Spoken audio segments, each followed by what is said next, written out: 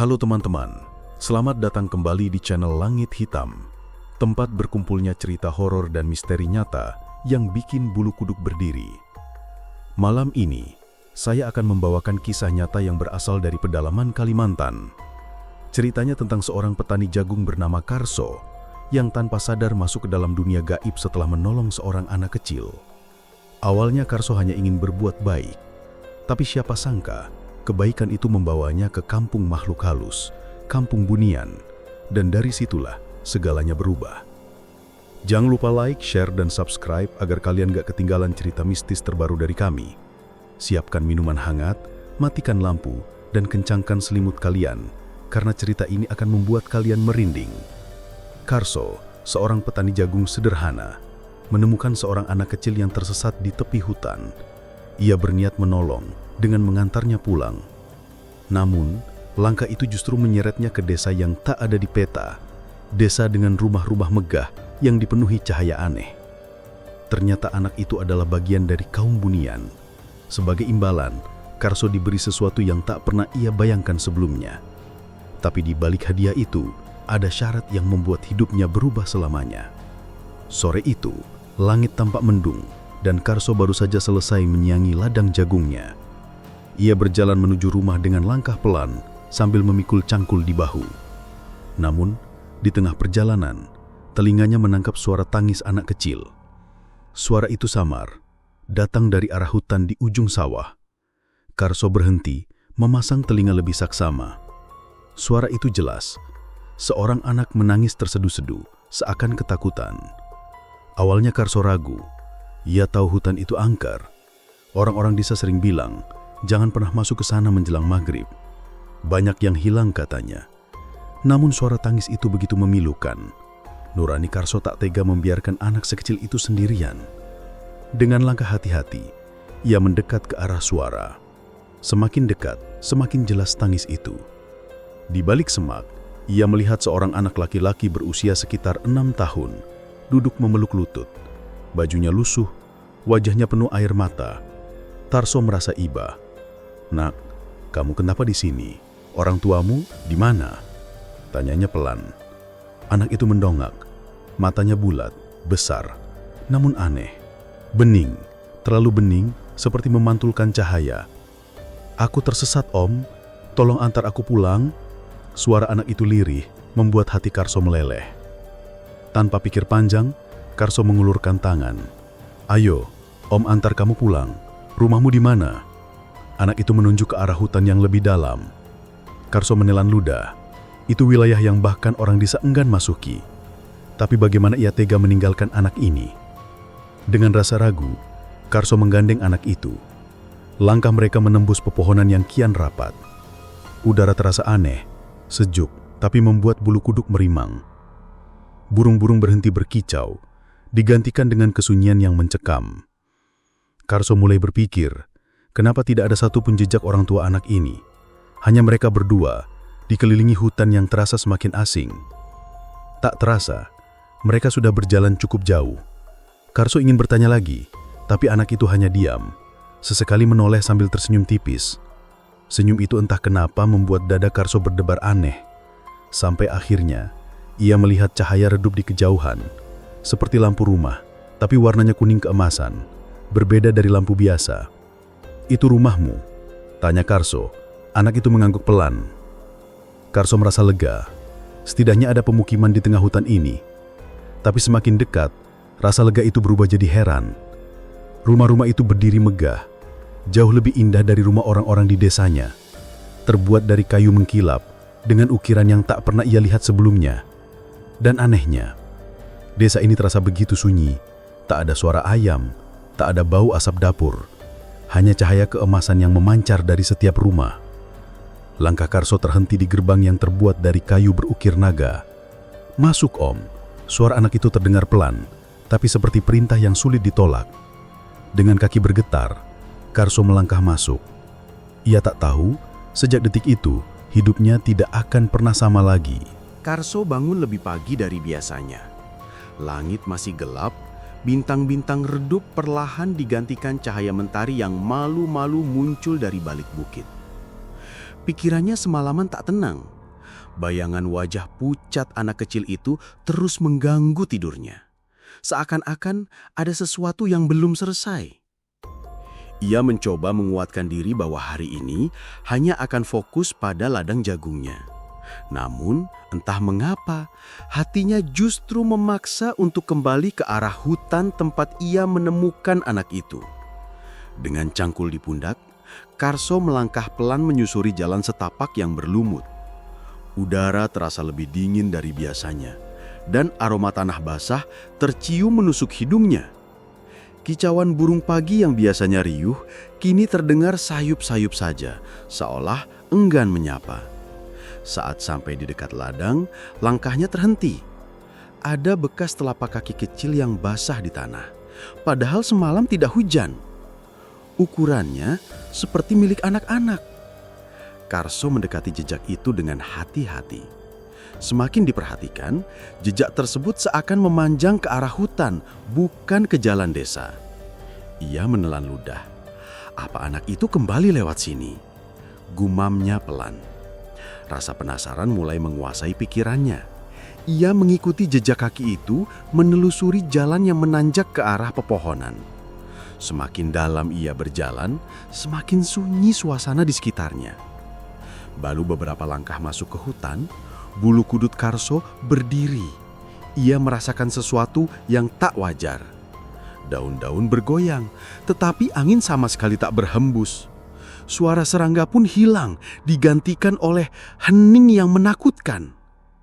Ia berhenti sejenak, menoleh ke belakang, memastikan jalan pulang masih jelas terlihat. Namun, perasaan was-was tetap menempel di dadanya. Jejak kaki kecil itu berhenti di sebuah batu besar yang tertutup lumut hijau. Karso mengitari batu itu, berharap menemukan jejak lanjutan, tapi tak ada. Justru, yang ia temukan adalah kain kecil berwarna putih tergeletak di akar pohon. Kain itu basah, seperti baru saja dicuci, tapi wangi harum menyeruak darinya, berbeda dari aroma hutan yang lembab. Karso merinding. Apa ini punya anak itu, pikirnya. Belum sempat ia mengambil kain itu, terdengar suara seperti langkah kaki kecil berlari di antara semak-semak. Karso spontan menoleh, matanya berusaha menembus lebatnya pepohonan. "Hei, siapa di sana?" teriaknya. Tapi tak ada jawaban, hanya suara langkah itu yang terdengar menjauh. Ia ragu sejenak lalu memutuskan untuk mengejar. Ia berlari mengikuti suara itu, tetapi suara langkah semakin jauh. Nafasnya mulai memburu, keringat mengucur deras. Setelah beberapa menit berlari, Karso tiba-tiba sampai di sebuah tempat yang asing. Sebuah tanah lapang dengan rumput hijau yang seakan tak pernah terinjak. Di tengahnya berdiri pohon besar yang menjulang tinggi, batangnya tebal seperti tiang istana, dan daunnya lebat menutupi sinar matahari. Di bawah pohon itu, ia melihat sesuatu yang membuat darahnya seakan berhenti mengalir. Anak kecil yang semalam ia tolong kini berdiri membelakanginya. Rambutnya hitam panjang tergerai, bajunya tetap sama, tapi kakinya tak menyentuh tanah, melainkan melayang setinggi lutut orang dewasa. Karso terdiam membeku, lidahnya keluh. "Astagfirullah," bisiknya lirih. Anak itu perlahan menoleh, menampilkan wajah yang sama pucat seperti semalam, tapi kali ini matanya memancarkan cahaya hijau samar. Bibirnya tersenyum, senyum yang aneh dan dingin. Karso mundur satu langkah, tubuhnya gemetar hebat. Tiba-tiba, angin bertiup kencang, dedaunan berterbangan dan suara seperti bisikan terdengar dari segala arah. Karso ingin lari, tapi kakinya seakan menancap ke tanah. Ia hanya bisa menutup mata mengucapkan doa sebisanya. Saat membuka mata kembali, anak itu sudah hilang, pohon besar pun lenyap. Karso kini berdiri di tengah hutan yang asing tanpa tahu jalan pulang. Nafasnya tersengal-sengal, keringat dingin mengalir deras di pelipisnya. Ia mencoba berjalan kembali, tapi setiap langkah justru membawanya ke tempat yang sama. Pohon-pohon tampak serupa, tak ada tanda jalan yang ia kenali. Karso mulai panik. Ia sadar ini bukan hutan biasa. Ada sesuatu yang salah.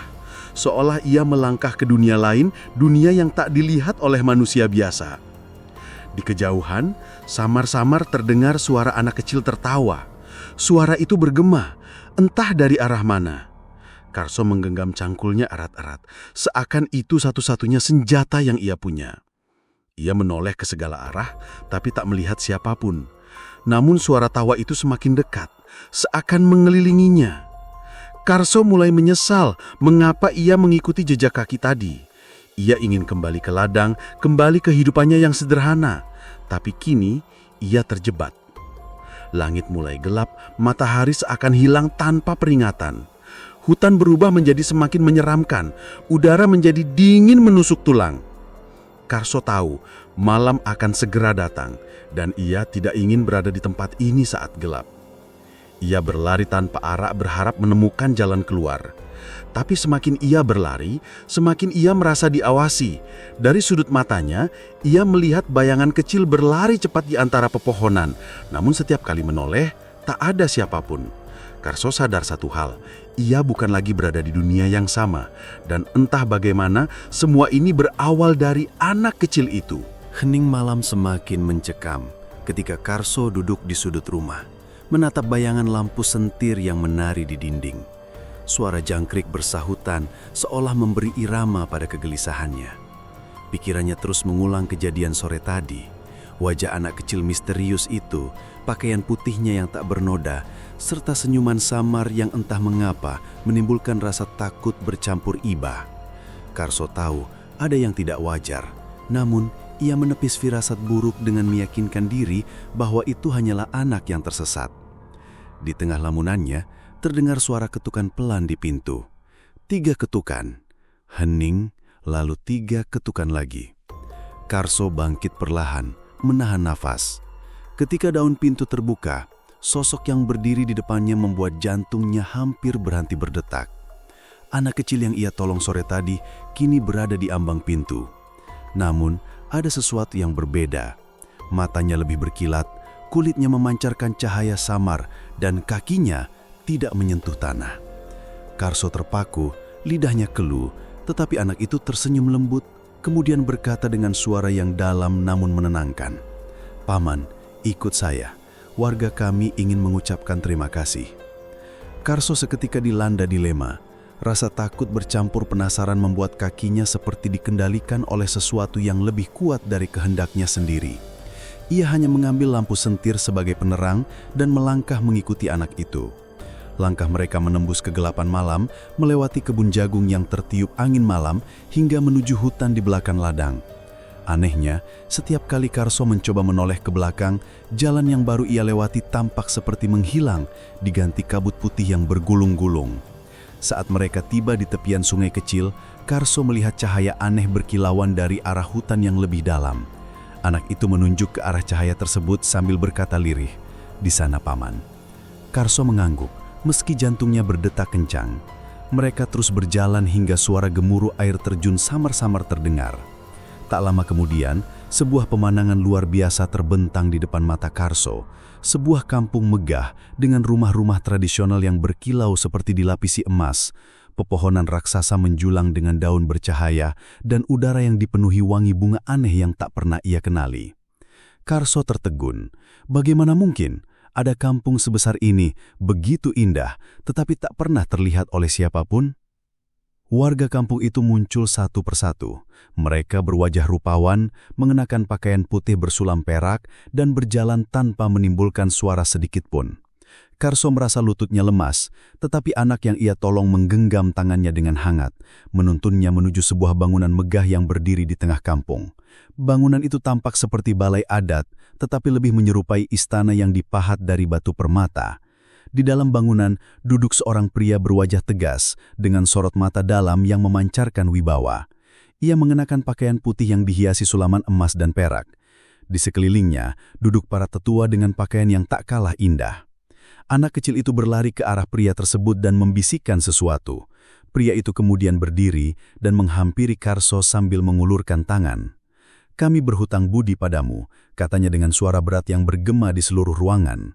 "Kau telah menyelamatkan darah kami. Malam ini kau akan diberi kehormatan." Karso tidak tahu harus berkata apa, ia hanya mengangguk kaku. Para tetua kemudian memanggil seseorang membawa nampan emas berisi kain putih, kendi berisi cairan bening, dan segenggam bunga berkilau. Mereka menyalakan dupa yang mengeluarkan asap harum menusuk jidung. Tetua mulai melantunkan mantra dalam bahasa yang tidak dimengerti Karso. Nada suaranya berat, berirama, dan membuat bulu kuduk Karso merinding. Karso dipersilahkan duduk bersila di tengah ruangan. Salah satu tetua memercikkan air dari kendi ke kepalanya, sementara yang lain menaburkan bunga berkilau ke pangkuannya. Tiba-tiba, lantai bangunan bergetar. Cahaya yang semula hanya berasal dari pelita, kini memancar dari dinding dan atap. Karso melihat bayangan aneh muncul di sekeliling ruangan, seperti arwah leluhur yang ikut menyaksikan. Jantung Karso berdetak kencang, tetapi ia tidak berani bergerak. Kemudian pria berwibawa itu mendekat dan menempelkan sesuatu di kening Karso. Benda kecil berbentuk segitiga, dingin seperti es. Seketika, pandangan Karso berubah. Ia melihat dunia yang sama sekali berbeda. Hutan lebat yang menyala, sungai berkilauan seperti perak cair, dan langit bertabur cahaya aurora. Saat pandangan kembali normal, pria itu berkata, "Mulai malam ini, engkau adalah sahabat kami. Apapun yang kau inginkan akan menjadi milikmu." Kalimat itu terngiang-ngiang di kepala Karso. Namun sebelum ia sempat berjawab, terdengar suara gong dipukul 3 kali. Semua warga kampung berdiri, menundukkan kepala seolah menyambut sesuatu yang agung. Karso menoleh dan matanya membelalak. Dari balik tirai sutra emas, muncul sosok perempuan luar biasa cantik, mengenakan gaun putih yang berkilau seperti sinar bulan. Senyumannya memikat, tetapi sorot matanya menyimpan misteri yang tak terpecahkan. Perempuan itu melangkah anggun mendekati Karso, berhenti tepat di hadapannya, lalu berkata dengan suara yang lembut namun tegas, "Engkau telah melakukan kebaikan yang tak ternilai. Karena itu, engkau berhak menerima imbalan yang tidak pernah diberikan kepada manusia biasa." Karso menelan ludah. Apa maksudnya? Sebelum ia sempat bertanya, perempuan itu meraih tangannya, hangat, namun terasa seperti tidak sepenuhnya nyata. Ia menuntunnya ke ruangan lain yang tertutup rapat.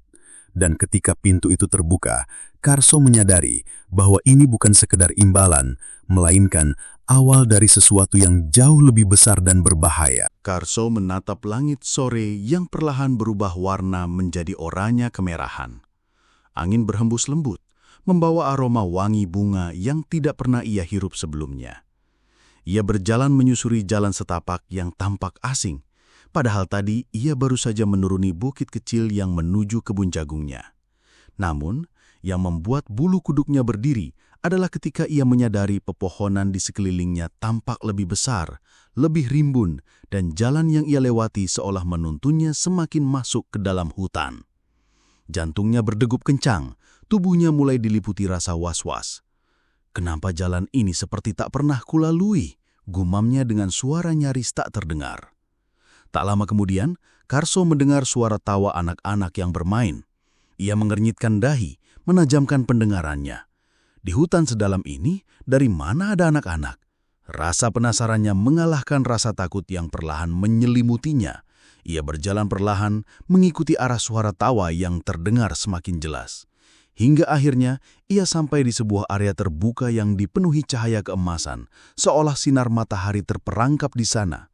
Di tengah area itu, ia melihat beberapa anak sedang bermain lompat tali dengan pakaian yang bersih dan indah, tidak seperti anak-anak kampung biasa. Wajah mereka tampak bercahaya, rambut mereka hitam berkilau, dan kulitnya putih bersih, kontras dengan keadaan hutan yang gelap di sekeliling. Ketika Karso ingin mendekat, seorang wanita berparas cantik yang mengenakan kain sutra berwarna hijau zamrud tiba-tiba muncul dari balik pohon. Senyumnya ramah, namun matanya memiliki sorot yang sulit dijelaskan. Ia melangkah anggun mendekati Karso sambil berkata dengan suara yang merdu, "Terima kasih sudah mengantarkan anak kami kembali." Karso terdiam, lidahnya keluh, jantungnya berdetak lebih cepat. Ia tidak mengerti maksud wanita itu. Maksudnya apa, Nyonya? Suaranya bergetar, seakan sulit keluar dari tenggorokannya. Wanita itu tersenyum samar, lalu menunjuk ke arah seorang anak kecil yang sedang duduk memeluk boneka di pinggir area. Karso terbelalak ketika melihat wajah anak itu. Ia mengenalinya. Itu anak yang tadi ia temukan di dekat pohon tumbang yang ia antar pulang. Tapi bagaimana bisa anak itu ada di sini, di tengah hutan, bersama anak-anak lain yang tampak bukan dari dunia ini? Pikirannya mendadak kacau. Ia ingin bertanya, tapi bibirnya seakan terkunci. Wanita itu kembali berbicara.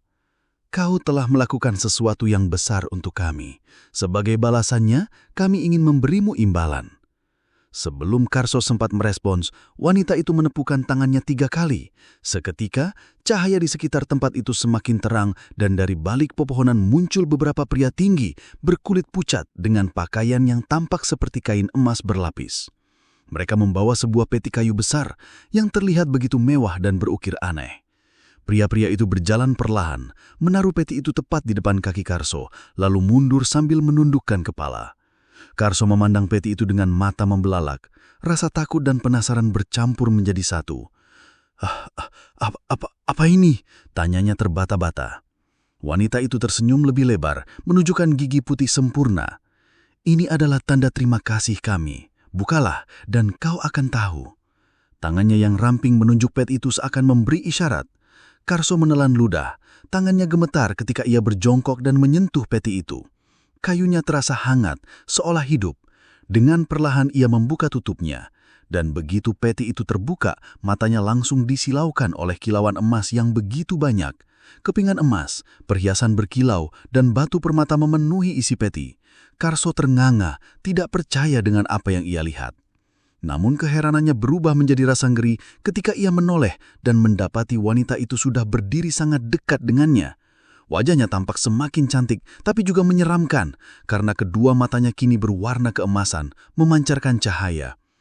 Kami memberi, tapi kami juga mengambil, ucapnya pelan namun terdengar jelas di telinga Karso. Sebuah kalimat yang membuat darahnya terasa dingin. Ia tidak mengerti maksudnya. Mengambil... Maksudnya apa? Suaranya serak, hampir seperti bisikan. Wanita itu tidak menjawab. Ia hanya tersenyum misterius, lalu berbalik meninggalkan Karso sambil melangkah anggun menuju kerumunan anak-anak tadi. Karso berdiri kaku, pikirannya berputar-putar. Apa yang sebenarnya terjadi? Siapa mereka? Mengapa ia diberi emas sebanyak ini? Dan apa maksud kata-kata terakhir wanita itu?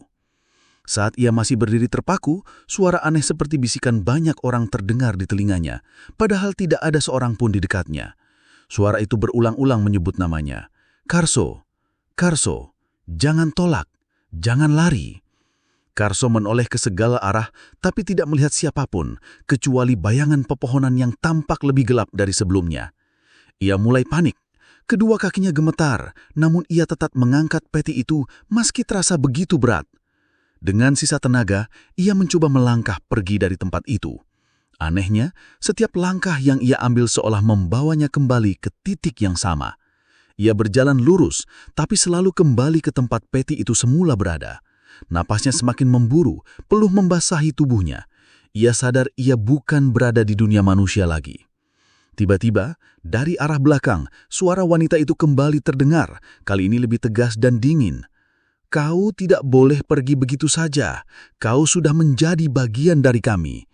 Karso menoleh cepat. Wanita itu berdiri hanya beberapa langkah darinya, dengan tatapan tajam seperti menembus jiwanya. Wajahnya kini berubah, kulitnya pucat kehijauan, matanya tetap berwarna keemasan, dan senyumnya terlihat mengerikan. Kami memberi, tapi kami juga mengambil. Ucapnya lebih tegas. Karso menelan ludah. Tubuhnya lemas. Keringat dingin membanjiri wajahnya. Ia ingin bertanya apa yang dimaksud dengan sepadan, tapi suaranya tidak keluar. Saat itu juga, ia mendengar suara langkah-langkah berat mendekat, dan dari balik kabut yang tiba-tiba muncul, bayangan besar bergerak ke arahnya. Karso mundur perlahan. Peti emas itu masih dalam pelukannya, namun ia tahu malam ini adalah awal dari sesuatu yang tidak bisa ia hindari, sesuatu yang akan mengubah hidupnya selamanya. Apakah Karso akan menerima tawaran itu, ataukah ia akan melawan takdir mengerikan yang menantinya? Karso berdiri terkaku di tengah lapangan yang diterangi cahaya bulan perak. Di hadapannya, para penghuni kampung Bunian mulai menghilang satu persatu, seperti kabut yang tersapu angin. Hanya terdengar bunyi seruling yang mengalun pelan, memudar seiring langkah mereka menghilang. Rasa dingin menjalar dari ujung kaki Karso hingga ke ubun-ubun. Ia menggenggam erat bungkusan kain putih berisi emas dan perhiasan yang diberikan oleh lelaki berjubah hitam tadi. Namun, sesuatu terasa janggal. Karso menoleh ke belakang, berharap melihat jalan setapak yang mengarah kembali ke kebunnya. Tetapi yang terlihat hanyalah hutan lebat tanpa celah. Pohon-pohon besar menjulang, daunnya menutupi cahaya rembulan. Ia melangkah beberapa langkah, namun setiap kali mencoba maju, seakan kakinya kembali ke titik semula. Nafasnya memburu. Kenapa jalannya hilang? Bukankah tadi aku masuk dari arah ini? Gumamnya dengan suara bergetar. Ia mencoba menandai sebuah pohon dengan parang yang ia bawa. Sebuah garis dalam terukir di batang kayu. Karso berjalan lurus sejauh mungkin, menembus semak berduri, ranting-ranting patah di bawah kakinya. Namun, setelah merasa berjalan cukup jauh, ia terkejut melihat pohon yang sama dengan tanda bekas sayatan parang tadi. Dadanya berdekup kencang, keringat dingin mengucur dari pelipisnya. Ini tidak masuk akal, bisiknya panik. Dari kejauhan, suara tawa anak kecil terdengar lagi, mirip dengan suara bocah yang ia antar ke kampung Bunian tadi. Karso menoleh kepat, matanya menajam menembus gelap. Tidak ada siapa-siapa, hanya bayangan pepohonan bergoyang. Namun, suara itu semakin dekat, diikuti suara langkah kecil yang berlari mengelilingi tubuhnya.